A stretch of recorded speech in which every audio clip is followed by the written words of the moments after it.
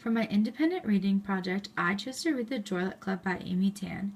The book is about four mothers and four daughters from all their different perspectives concerning the cultural and generation differences between the mothers and daughters, as well as the daughters to daughters and mothers to mothers, based on their personal experience. The four families created the Joylet Club, which is just a meeting that they have where they will come together and eat traditional Chinese food and just talk about their lives and just share in the common bond that is their Chinese heritage.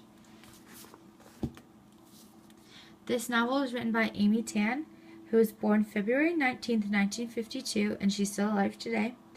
She's the second of three children born to Chinese immigrants. Her father was a Baptist minister, so the novel brings in her personal experience because the Chinese immigrants are members of a Chinese Baptist church.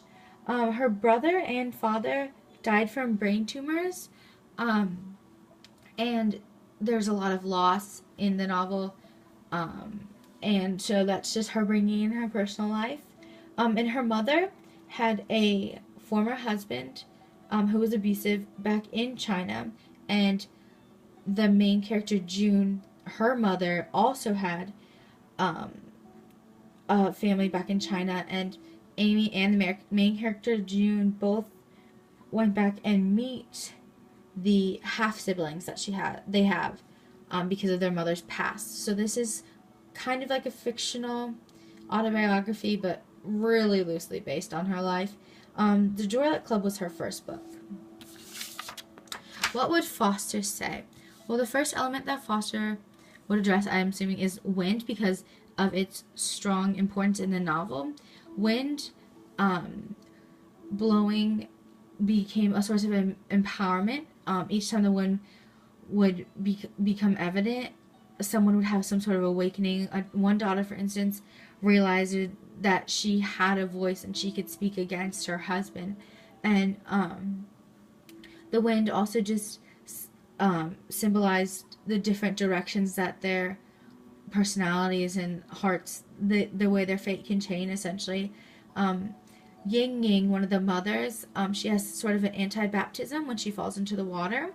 And it's an anti-baptism because she ends up losing innocence and not becoming more pure.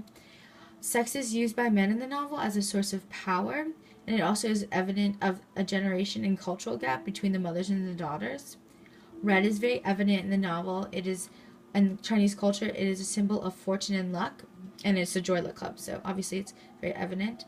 The names are very important because the daughters have American and Chinese names, and the distinction between their American names and their Chinese names just shows the assimilation from the Chinese culture into American culture.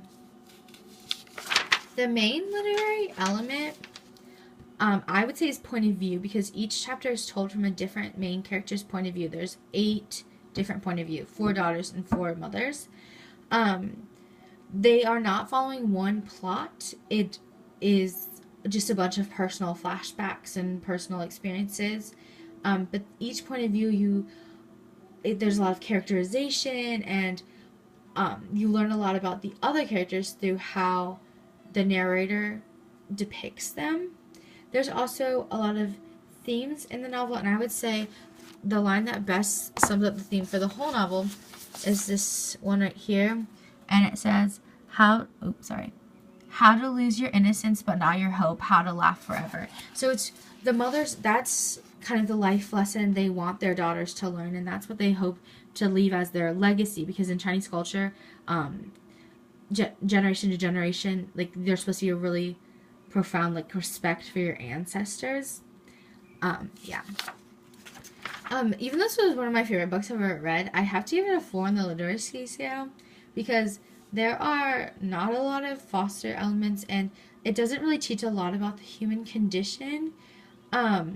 It makes a political statement about assimilation into American culture that immigrants from all different places have had to go through, and it talks about kind of a feminist aspect, but it really isn't that literary, I would say. It gets a 4 because there are symbols and everything, but the symbols are from the culture. Like red is a Chinese symbol. It's not something the author came up with, and there's not much inferencing that occurs. They kind of come out and tell everything. Like I read a line that was the theme. Like it's everything's kind of there for you, so it's not that literary.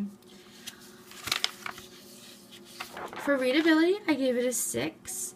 Although the vocabulary generally was easy, the switching between narrators was really confusing at points, especially since they didn't follow a plot. It was more like random, not random, but it was individual stories.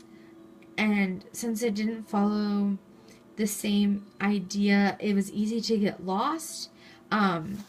If you Okay, and also I'm not really that familiar with Chinese, like, phrases or anything, and I would get the names mixed up, so I had to make a note on every chapter really explaining, who was who, and then, like, there's a lot of Chinese things that I had to research because I didn't really understand them, so it's kind of hard to read, but it's a good story, but it's kind of hard to read.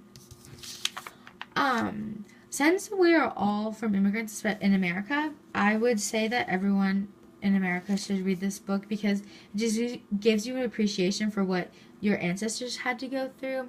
But I would definitely recommend this if someone, like your parent or your grandparent, just recently emigrated to America, because personally, like, it helped me to appreciate what my, like, dad and grandma had to go through more, because I, like, realized, like, all the hardship they had to go through and all the culture they lost in order to become was, like, considered normal in America. But I do not recommend this to AP Literature students to do as their independent novel. I know Emma had not recommended it, but I read it anyways, and she was really right when she said that people shouldn't read it for this project, because there's not, like, a lot to go off, especially for annotations. I found myself doing a lot of reader response, which is, I know you're not supposed to do that, so probably not for this project, but definitely read it. And here's my bibliography. Thanks for watching.